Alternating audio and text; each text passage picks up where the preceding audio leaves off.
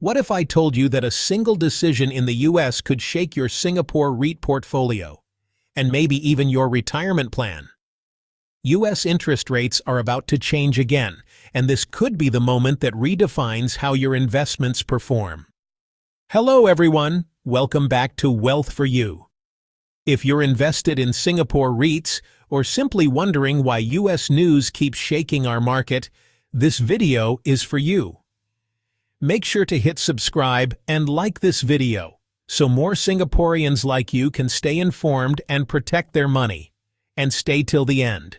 I'll explain exactly how the Fed's next move could hit your REIT income and what to do about it. Just a quick heads up, this video is for educational and informational purposes only. It is not financial advice. Always do your own research or speak to a licensed advisor before making investment decisions. Chapter 1. Why U.S. interest rates matter. Let's start simple. When the U.S. Federal Reserve, also called the Fed, raises or cuts interest rates, it's not just a local issue. It's like tossing a stone into a giant global pond. The ripples are felt everywhere, including right here in Singapore. In the U.S., interest rates control everything from car loans and housing mortgages to credit card bills and student debt. Even the U.S. government isn't spared. They now pay over $1.2 trillion a year just in interest payments. That's more than almost every other budget item except for Social Security and Medicare. Think about it.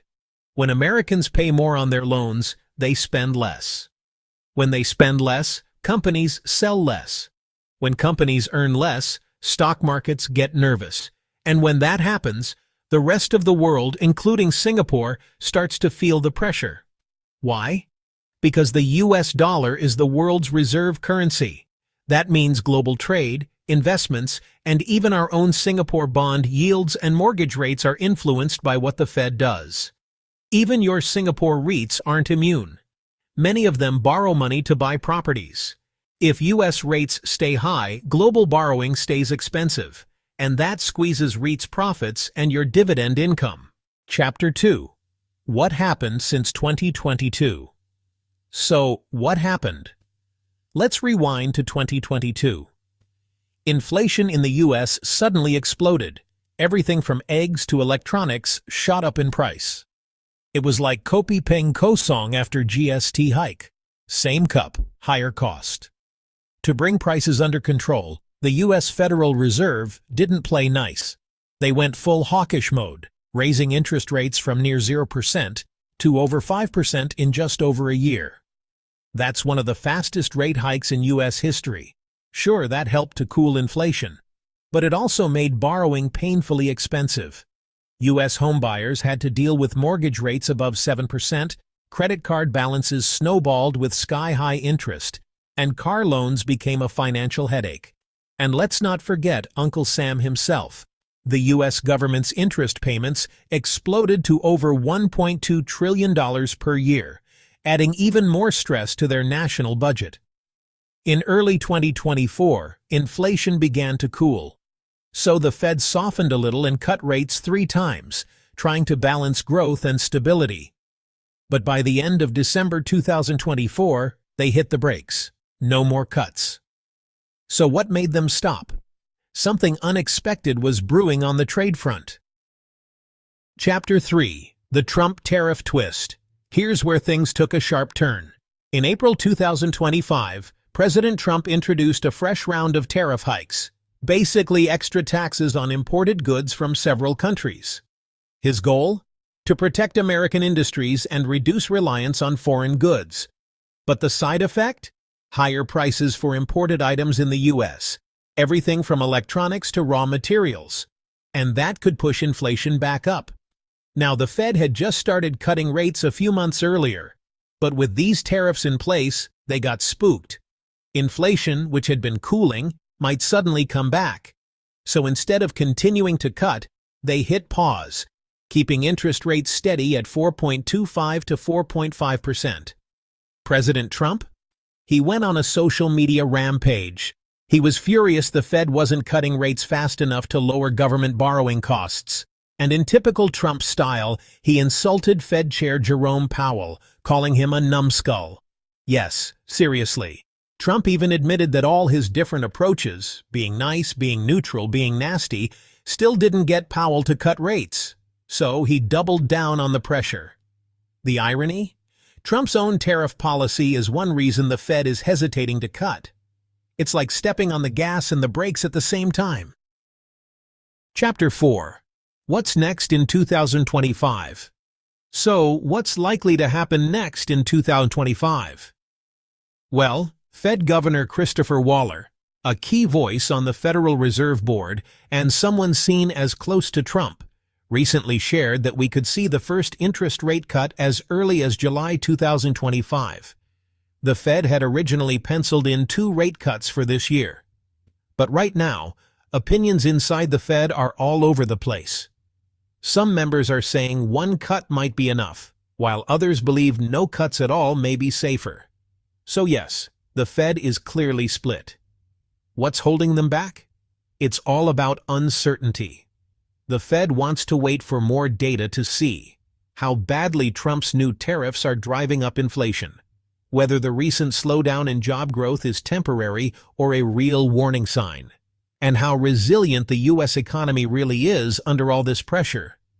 Until they get a clearer picture, the Fed is likely to move cautiously.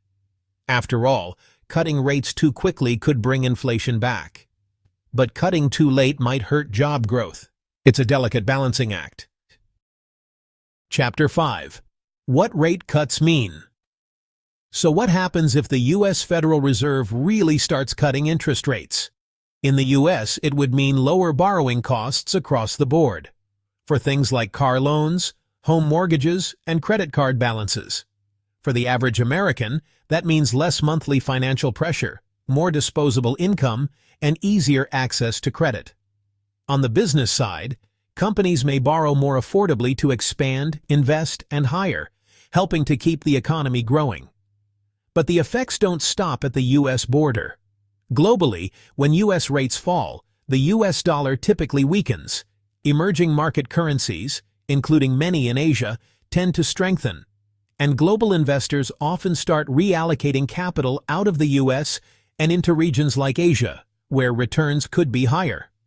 Lower U.S. interest rates also tend to bring down global bond yields. Here's why. As investors rush to buy bonds, bond prices go up, and yields go down. That makes traditional fixed-income products, like government bonds, less attractive, especially for income-focused investors. Chapter 6. Why Singapore investors should care. So here's why all this matters to you as a Singapore investor. Many of us, especially retirees and income-seeking investors, rely heavily on S-REITs for stable, predictable dividend income. And just like any business with big property assets, S-REITs borrow money to expand. Whether it's buying business parks and data centers like Mapletree Industrial Trust, MIT, managing prime malls like CICT, or holding diversified portfolios like those in the CFA REIT ETF. When U.S. interest rates fall, global borrowing costs tend to ease as well. This is good news for REITs. They pay less interest on their loans, which helps protect or even improve their net property income. That, in turn, could translate into a higher DPU, or distribution per unit, which means more income flowing to you, the investor. And here's the kicker. When U.S. Treasury yields drop, they become less attractive to global investors. That's when institutional money starts hunting for better returns elsewhere. And that includes high-quality Singapore REITs.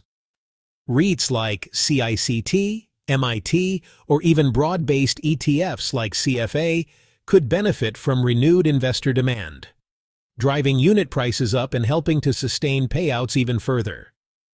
In short, when the Fed cuts rates, loans become cheaper.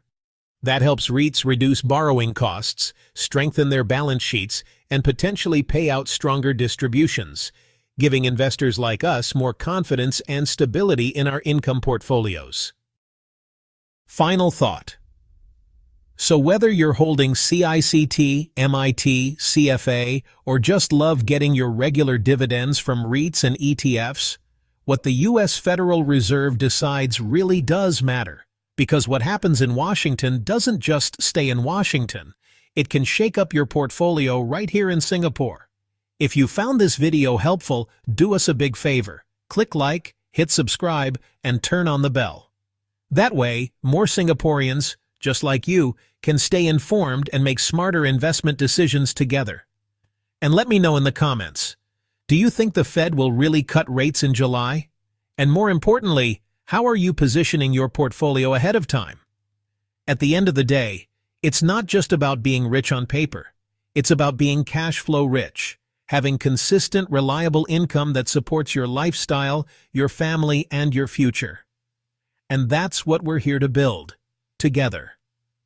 Thanks for watching, and as always, stay invested, stay curious, and I'll see you in the next video. This is Wealth for You, signing off.